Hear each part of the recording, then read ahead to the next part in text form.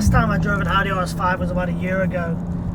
But this sort of time period, a year back, and it was the coupe variant, and we raced it against the M4 competition, and it blitzed it.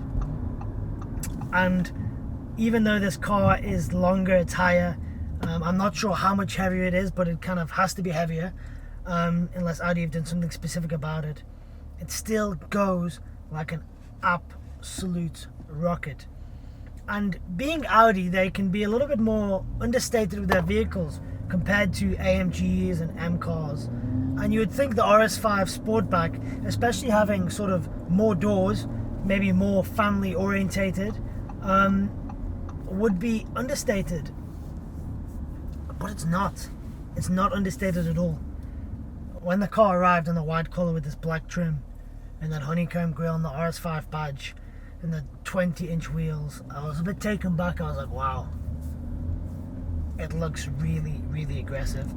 And I don't know if it's the noise that this car produces or it's a combination of the noise and the looks and its stance, but everybody stares at this thing, whether you're in traffic, whether you're driving by.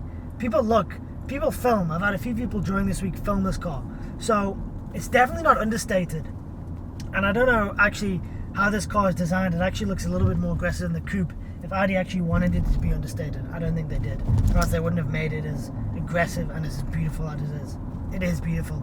And sometimes when you make a car a little bit longer and you have to sort of change the shape a little bit to accommodate the doors and more space, you can kind of you can be at risk of ruining it. But I don't think Audi have ruined it at all.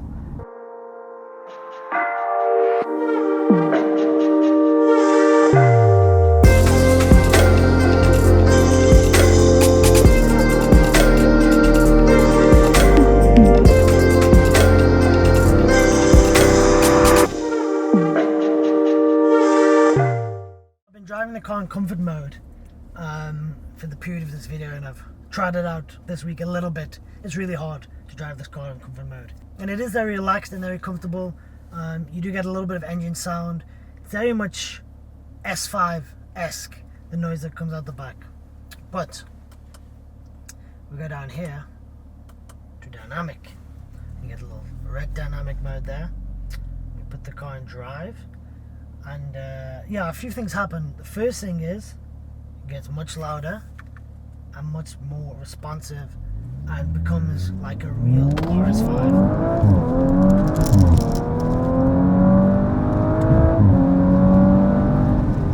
And even though it's longer and it's bigger, if you kind of stick this thing into a corner and be a little bit brave and give it some throttle, the four-wheel drive system kicks in perfectly, and it kind of like, it starts pulling on the side of your face.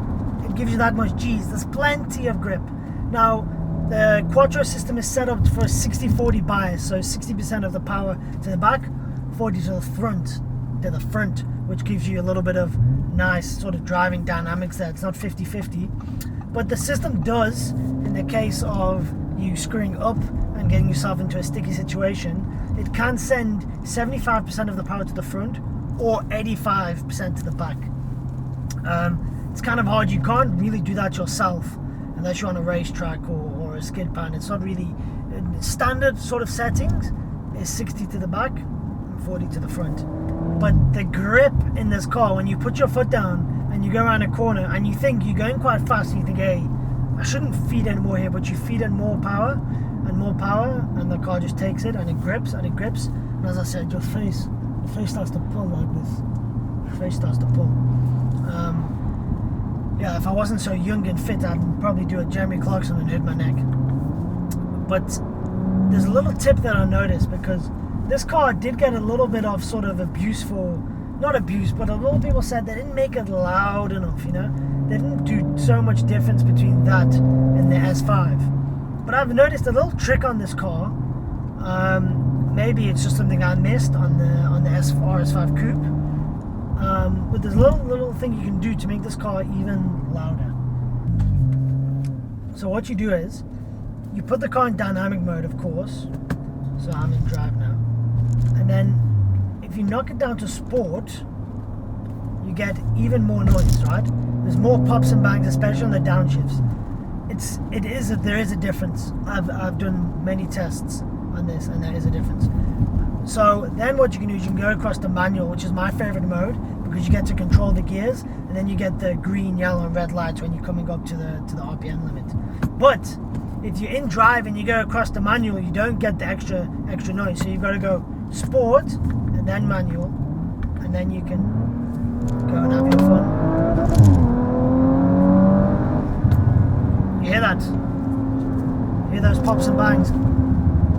So you don't get that when you're in drive mode. And I've done thorough testing this week to just make sure I'm not making myself sound like an idiot. Ready? It's just brutal. It is so brutal. Like, it's just the instancy of the car. I think the 600 Newton meters of torque really does help, just to kick down early on, and it just gets you going, and then it's just addictive, and you sort of feed it in and feed it in and feed it in. It's so addictive. It's wonderful.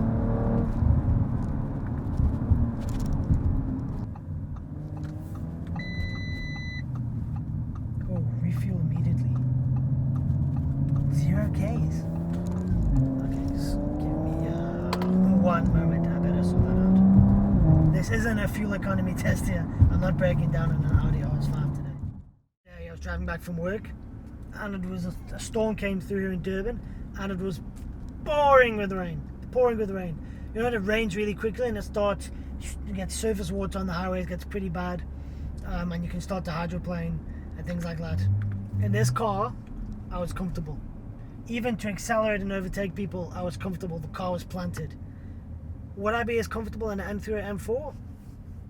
I don't think so. Because those cars can also have like spiky power as well, which can be scary, especially if you're hitting water. You should really be driving aggressively in the wet anyway. If you are, you're a bit loskop. How's me learning Afrikaans words? But I felt really comfortable, and that's a massive positive to these cars, especially if you're not an experienced driver who's had experience behind the wheel of lots of powerful cars and understands the dynamics of vehicles and understeer and oversteer. Like driving an M3 can be pretty sort of can be quite what's the word? Driving an M3 can be quite intimidating, especially in bad weather conditions.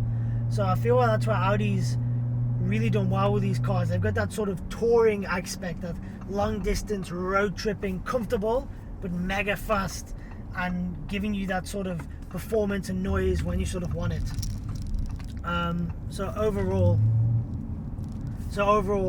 RS5 Sportback, fantastic vehicle. They've done so well in so many areas.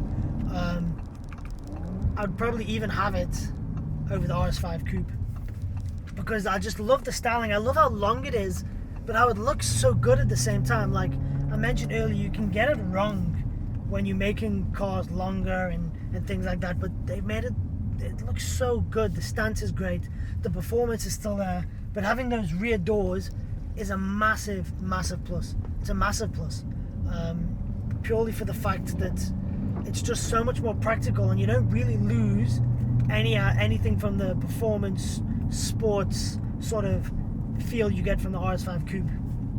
So that is really amazing. So I put like 300 rand in, don't even have a quarter of a tank.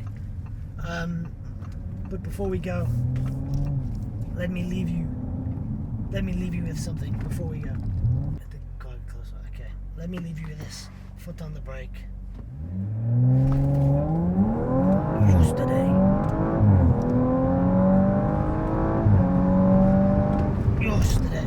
Yeah. It's brutal. It's absolutely brutal. It's wonderful, but brutal. And yeah, I'm gonna go now, and I'm gonna hand this car back to Audi before I get myself in very serious trouble. But guys, thanks for watching. Check out our other videos. There's actually, I'll link it here. There's the RS5 Coupe versus M4 competition drag race we did last year, and you can watch the results of that. I think you probably already know what happens, but go read the comments, they're great. Mercedes fanboys on there. You've got BMW fanboys saying how this four-wheel drive versus two-wheel drive drag race is pointless. Well, it's not really pointless, because we're showing the difference it makes, and this car still, even in gear, was still pulling away. But I'm telling you all about it. Just go watch it. Thank you very much.